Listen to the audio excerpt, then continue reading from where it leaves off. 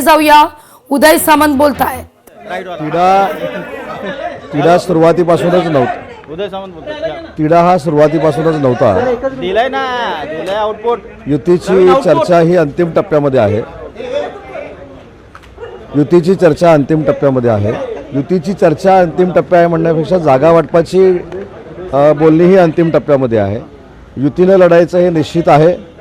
कोणाला किती जागा मिळाल्या ह्याच्यापेक्षा 227 ठिकाणी आपण महायुती म्हणून लढतोय.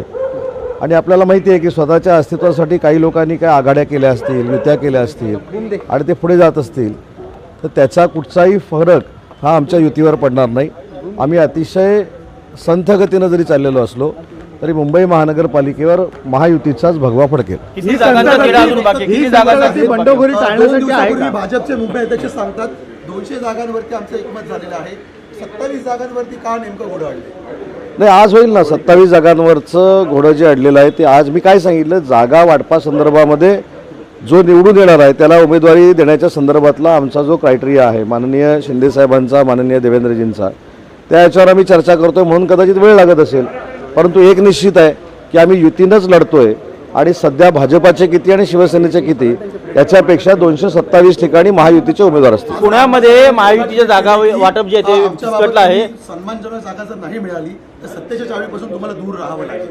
कुठे कुठे रामदास आठवले यांनी आज ट्विट केलेलं आहे. ते ठीक आहे. रामदास आठवले साहेबांना देखील आमचे दोन्ही नेते विश्वासामध्ये घेतील. सगळ्यात महत्त्वाचा भाग काय की मुंबई महानगरपालिकेवर सत्ता कोणाची असणार आहे, कोण येणार आहे, तर याचं उत्तर महायुती असं असणार आहे. पुण्यामध्ये भाजपसोबत सन्मानजनक जागा मिळत नाही पुण्यामध्ये, त्यामुळे शिवसेना अजित पवार यांच्या राष्ट्रवादी सोबत चर्चा करते पुण्यामध्ये. ही बातमी आपल्याला कुठून मिळाली मला माहिती नाही. पुण्याच्या बाबतीमध्ये देखील सन्माननीय शिंदे साहेबांच्या नेतृत्वाखाली मी असेल, निलमताई गोरे असतील, विजय बापू असतील, हे आम्ही चंद्रकांत दादांच्या संपर्कामध्ये आहोत. आम्ही स्वतः देवेंद्रजींच्या संपर्कामध्ये आहोत. पिंपरी चिंचवडसाठी आमचे आप्पासाहेब बर्णे हे भाजपाच्या सगळ्या पदाधिकाऱ्यांबरोबर म्हणजे शंकर जगताप आणि महेश लांडगेंबरोबर चर्चा करत आहेत. त्याच्यामुळे मला असं वाटतं की तुम्हाला जे आता कळलेलं आहे कुणीतरी सोडलेली पुढी आहे. निश्चितपणे आपण पाहू शकतो लागवी हे होते मंत्री उदय सामंत आणि राहुल शेवाळे स्वतः आता आतमध्ये आहेत. त्यामुळे या बैठकीत आता नेमका उरलेल्या ज्या 25 ते 27 जागा आहेत त्यांवरचा तिढा सुटतोय का आणि नेमका कुणाच्या वाटेला किती जागा येत आहेत हे पाहणं महत्त्वाचं असेल. मात्र सर्वात महत्त्वाची बाब जी लोकशाहीने सर्वप्रथम बातमी दिलेली होती की बंडखोरी टाळण्यासाठी जो सावध पवित्रा आहे त्यामुळे सोमवारपर्यंत ही यादी जाहीर होण्याची दाट शक्यता कमी आहे. लागवी अगदी चेतन, नेमका हाच मुद्दा मला या ठिकाणी उपस्थित करायचा आहे. वारंवार उदय सामंत असू दे किंवा शिवसेनेच्या अनेक नेत्यांकडून असं म्हटलं जात आहे की चर्चा अंतिम टप्प्यात आहे, चर्चा होतीये, चर्चा सकारात्मक आहे. असं असलं तरी कुठंतरी शिवसेना आपण म्हणूया थेट म्हणतीये, कारण ठाणं असू दे, पुणे असू दे किंवा मग मुंबईसुद्धा भाजप आणि शिवसेना बऱ्याच जागांच्या बाबतीत ताक फुंकून पिताना दिसतीये.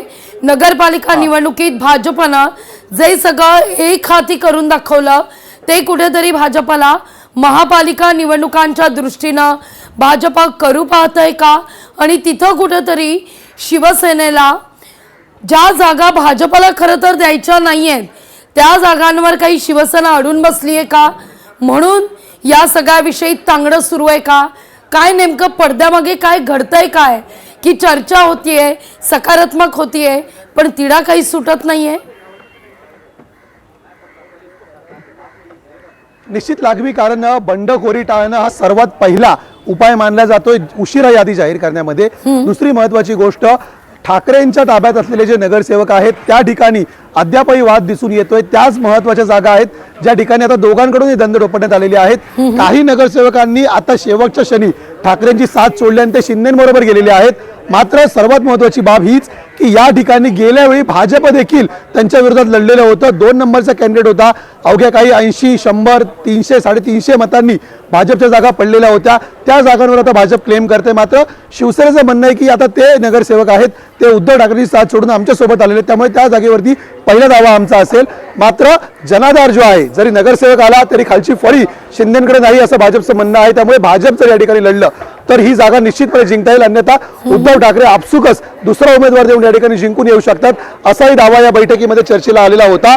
परिणामी आता उमेदवारांची अदलाबदल करण्याची जी शक्यता आहे ती आजच्या बैठकीत होऊ शकते. अर्थातच भाजपचा 2 नंबरचा जो उमेदवार होता गेल्या निवडणुकीतला तो आता शिवसेनेच्या धनुष्यबाण चिन्हावर लढू शकतो, किंवा जो नगरसेवक शिवसेनेमध्ये आलेला आहे ठाकरेंची साथ सोडून त्याला भाजपच्या कमळ चिन्हावर लढायला जाऊ शकतं. अशा प्रकारच्या ज्या 10 ते 15 जागा आहेत त्यांच्यावरचा हा तिढा आहे तो आजच्या बैठकीमध्ये सुटू शकतो. आणि मग हा अंतिम प्रस्ताव आहे तो मुख्यमंत्री उपमुख्यमंत्री एकनाथ शिंदे यांच्याकडे जाईल आणि नंतर जी यादी आहे ती थेट जाहीर केली जाईल. जागा किती कुणाला मिळाल्यात या संदर्भात अधिकृत घोषणा केली जाणार नाही अशी खात्रीलायक माहिती आहे. लागवी. निश्चित. चेतन, धन्यवाद तुम्ही दिलेल्या एकूण सविस्तर माहिती करता.